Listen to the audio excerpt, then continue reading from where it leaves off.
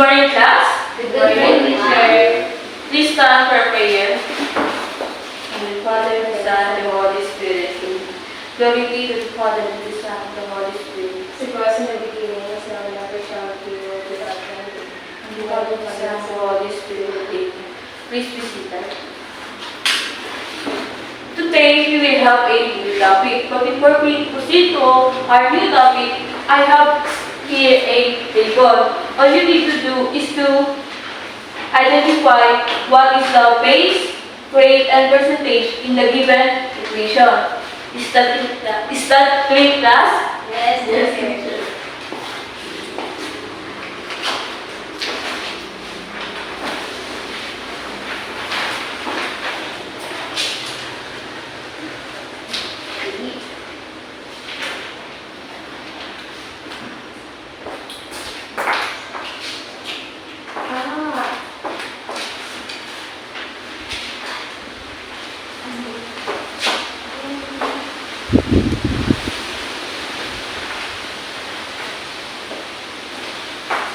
Anyone can answer the number 1?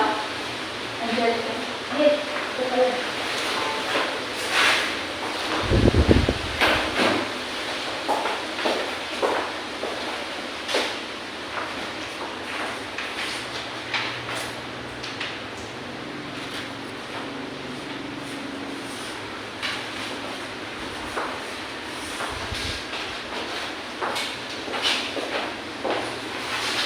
Really, can you answer the number 2?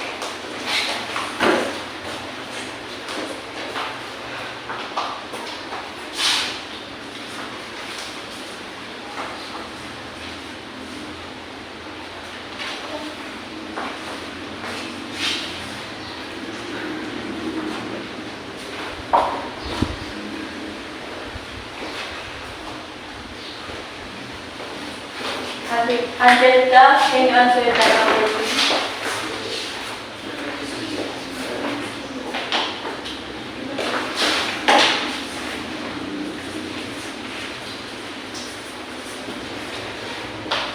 Thank you. You will check your work. But before that, I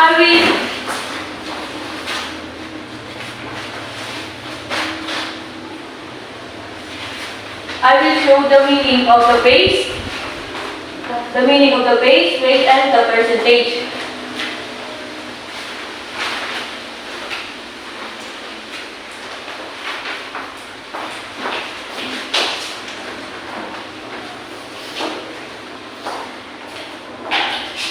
Base is the total or whole and is the number that usually follows the phrase percent of. Rate is the number written the words percent with the symbol percent. And the percentage, it is the part of a whole. Now we will check your work according to this meaning or definition. The base is the total or whole number of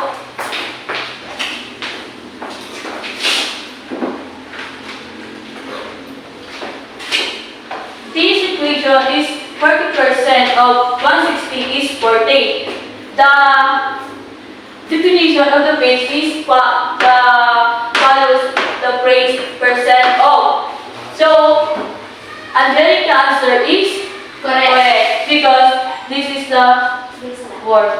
Yes. And 160 is the whole number. Okay, that's correct.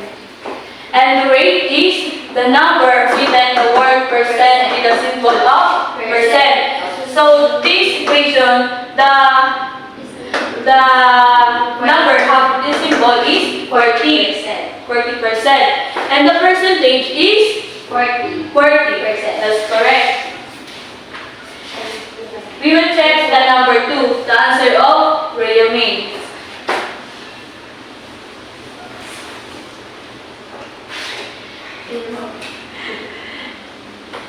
Class, did you notice that the answer of real mean is correct or not? Because the meaning of the base is follow the percent of.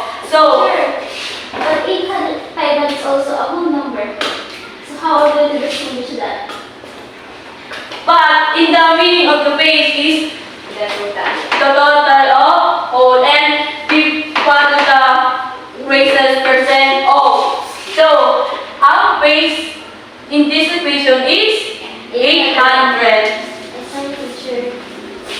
and the rate is 90%. So the percentage is 500. Is that clear to rate of base? Yes, teacher. Very Excellent. good. Now we will check also the number 3.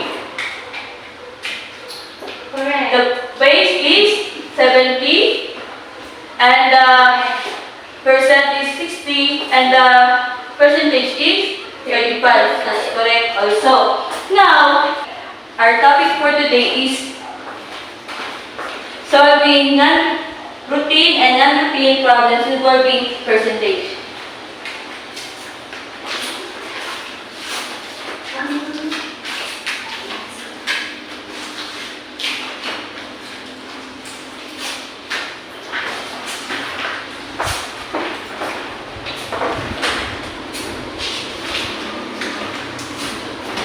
Solving routine and non-routine problems. But before that, I will first discuss the routine problem.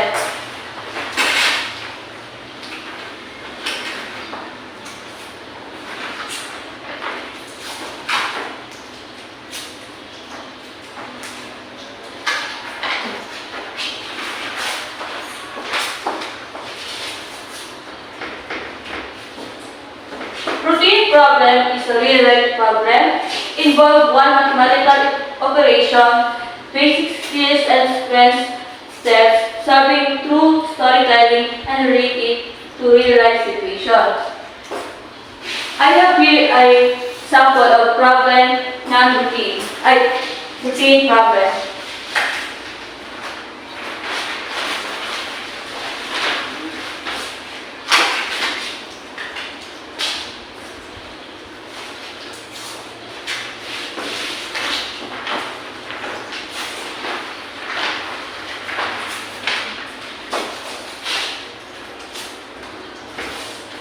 Can you read the problem, Angelica?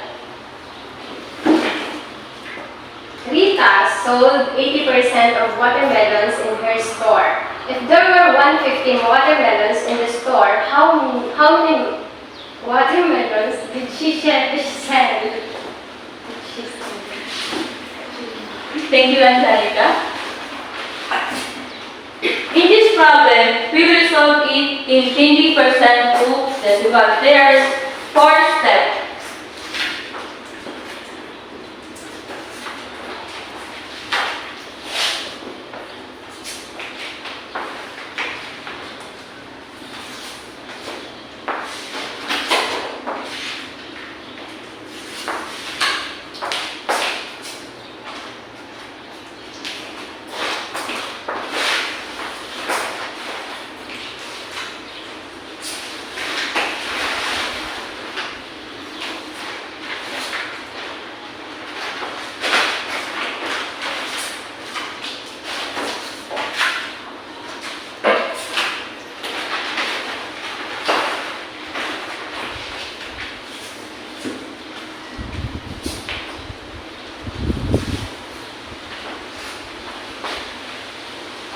Step 1. Change the problem as to mathematical equation and identify the missing part. So in this problem, the given is 80% and 150. What is the 80%? Is the rate or percentage? Rate. What is 150? Base. But before we solve it, I have here a Titian triangle. This Titian triangle will help us to solve this problem.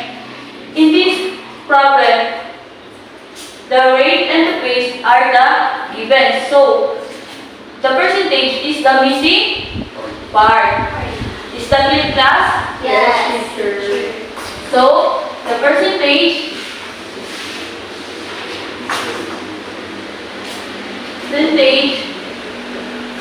is the missing part.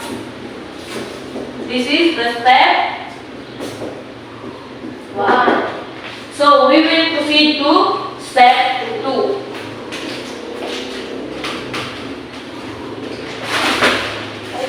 Wait for a while.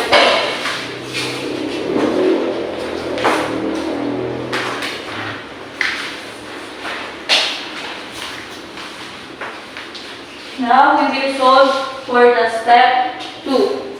Since the percentage is the missing term in the problem, we use the formula P equals R times B. So, in this triangle, R times B, we will use this formula.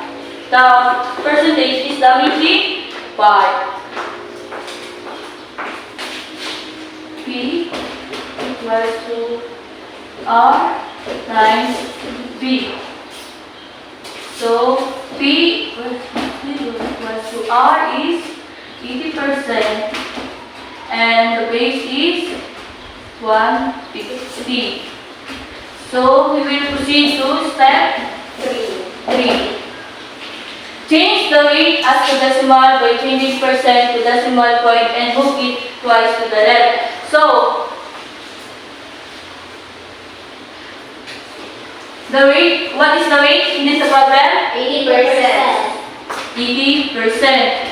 What will you do in the step 3? Change percent to decimal. Two places to the left. Yeah, that's correct. We will move this into Move it twice. twice. 1, 2.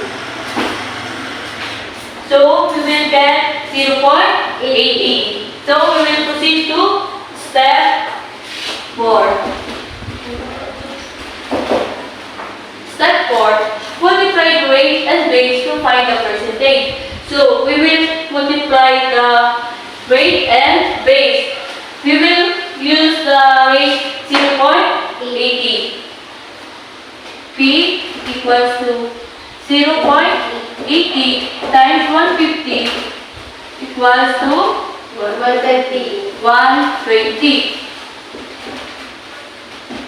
So 120 is the watermelon Rita sold. 120 watermelon Rita sold. Is that clear, class? Yes. Now we will proceed to non-routine problem.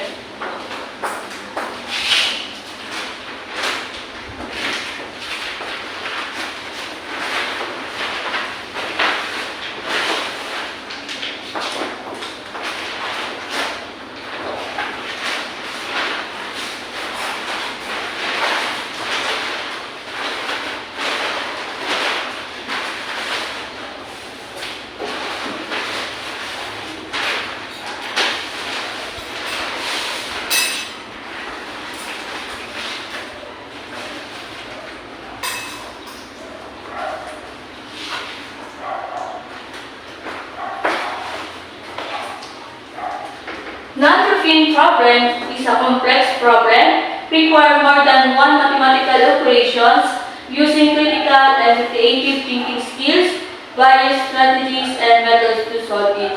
So I have here an example of non-routine problem.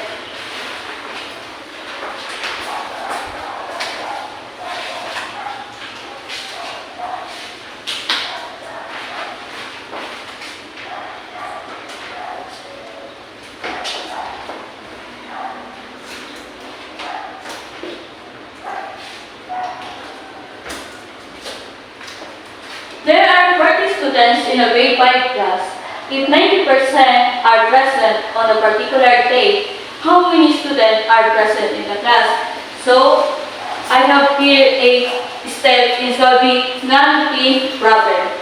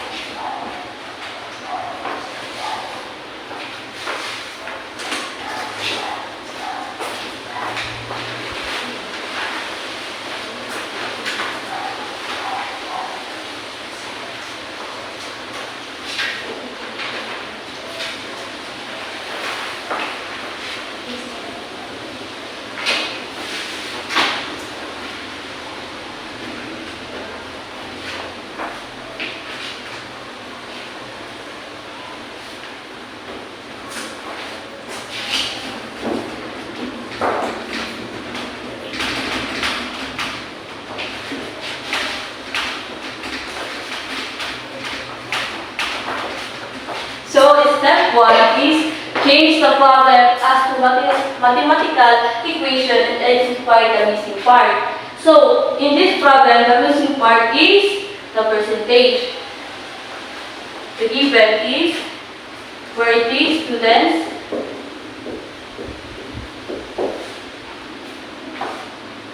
and 90%. 90% is the rate and 40 student is the base. So the missing part is percentage. So we will proceed to step 2. Since the percentage is the missing term in the problem, use the formula P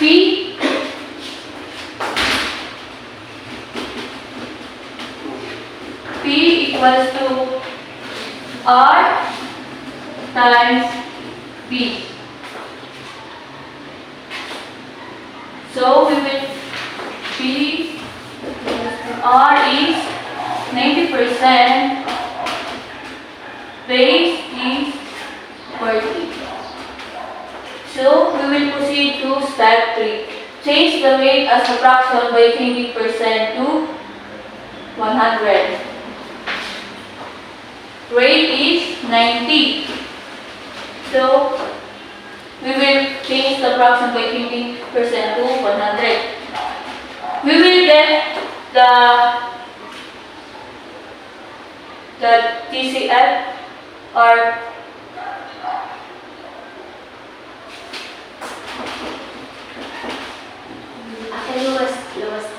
lowest term. We will get the lowest term of the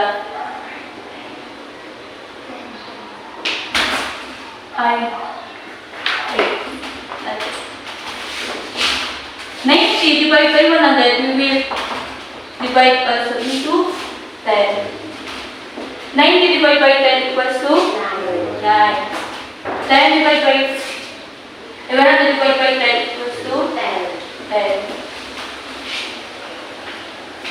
Step 4. Multiply the rate and base to find the percentage.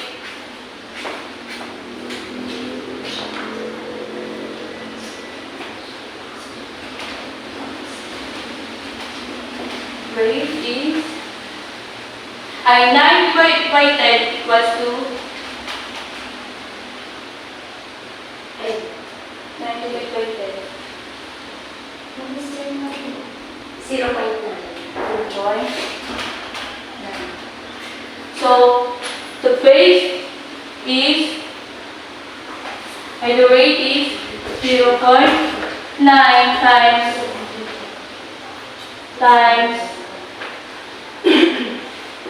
40 equals to 0.9 times 40 equals to 36. Did you get it, class? So, in this problem, there are 36 students present in the class. 36 students present in the class.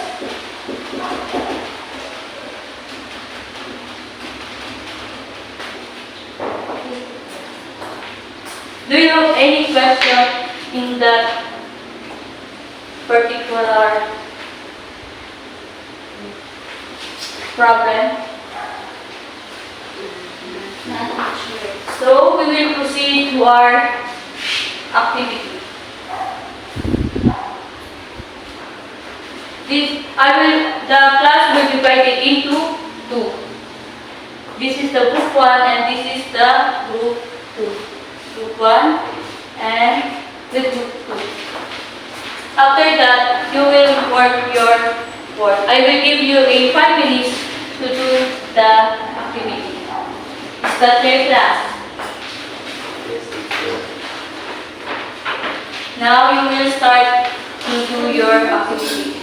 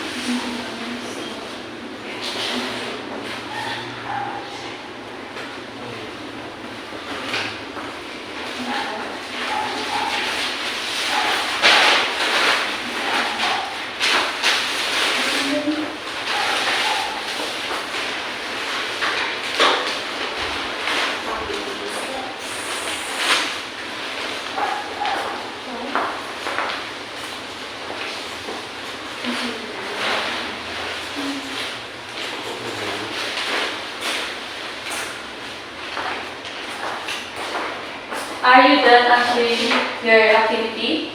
No teacher. No teacher, sorry. No teacher.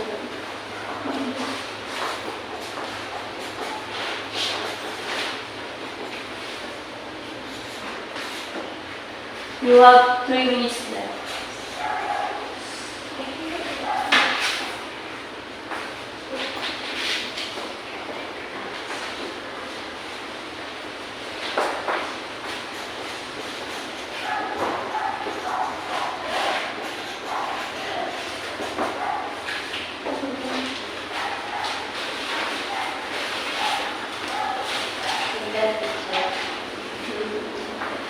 Are you done?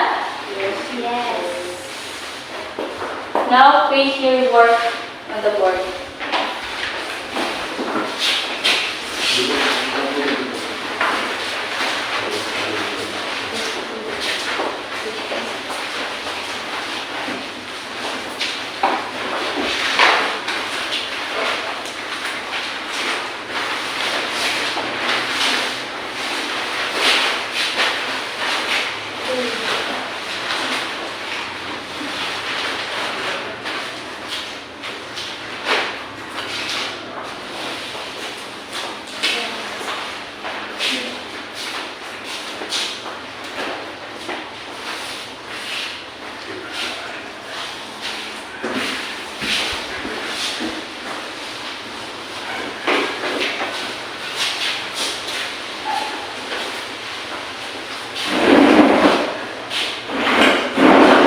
Group 1, can you record your work?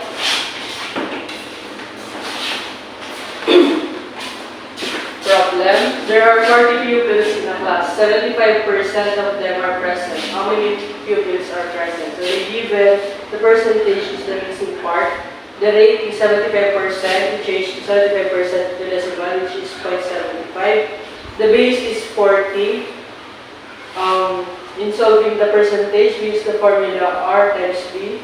Substitute 0.75 times 40 is equals to 30. So 30 pupils are present. Very good, group 1. Please give 5 claps. Group 2, please proceed. So the given problem is asked, how many kids did not attend the party? So the missing part is the percentage, then the rate is 15% or 0.58, then the base is 200. So we multiply the rate and the base, and the result is 45. So 15% of 200 is 45. Very good, group 2. Please give 5 claps. So 1, 2, 3, 4, 5. worth.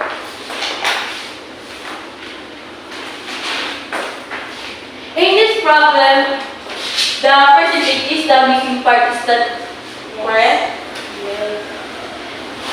The given is rate is the 75%,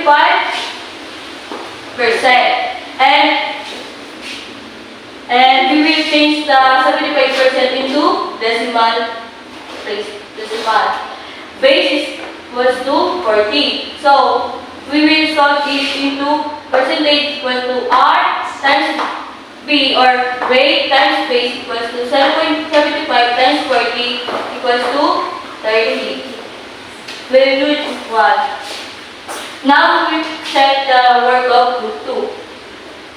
The given is rate is 15%, or we will change also the 15% into decimal point.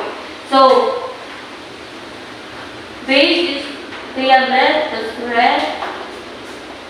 Solution 300 times 0.50 equals to 45. That's also correct. Very good, class. Now,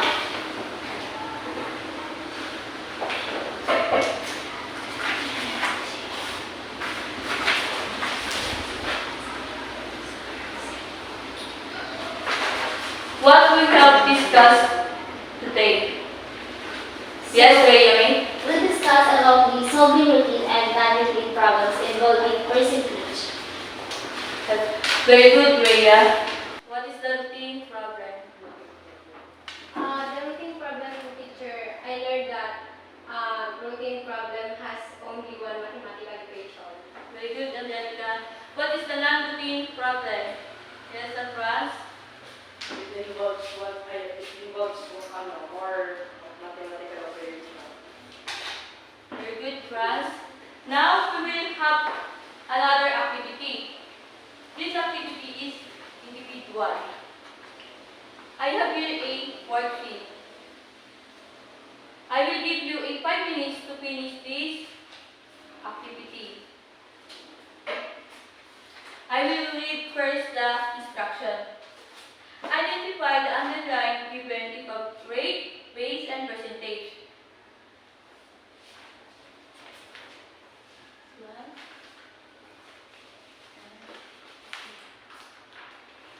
Number 1, the underlying is 25% of 300 is 75. The underlying is 25%. Number 2, 150 is 60% of 250. The underlying is 250. Number 3, 10% of 450 is 45. The underlying is 450. Number 4, 75 is 15% of 25. The underline is 15%. Number 5, 40% of 15 is 6. The underline is 40%. Is that clear, class? Yes, teacher. Now you will start answering your activity. I will give you 5 minutes to finish that. Are you done, class? Yes, teacher. Pass your paper.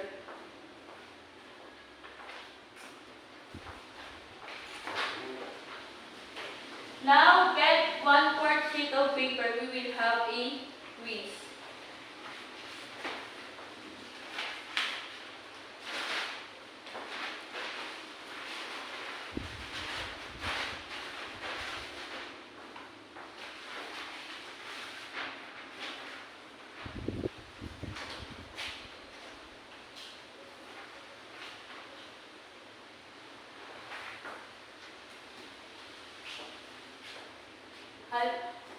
I will read first the instruction or direction. Solve the following problems. Number 1. 40 students in a class took mathematics test. If 80% of the students passed the test, how many students did not pass? Number 2. The dress that item 1 is worth 450 pesos. On a sale, 30% discount off. How many will be the discounted price of the dress? I will give you 5 minutes to answer this. problem.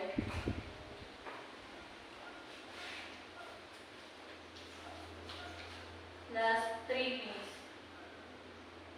Are you done, class? Yes, teacher. I pass your paper. Now, please copy your assignment.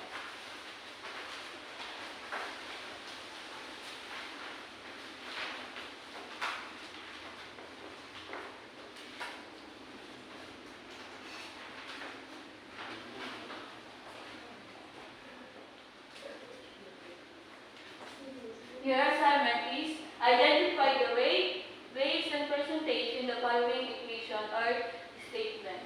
Number 1, 180% of 200 is 360.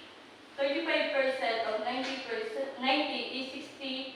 Number 3, 16 is 20% of 80.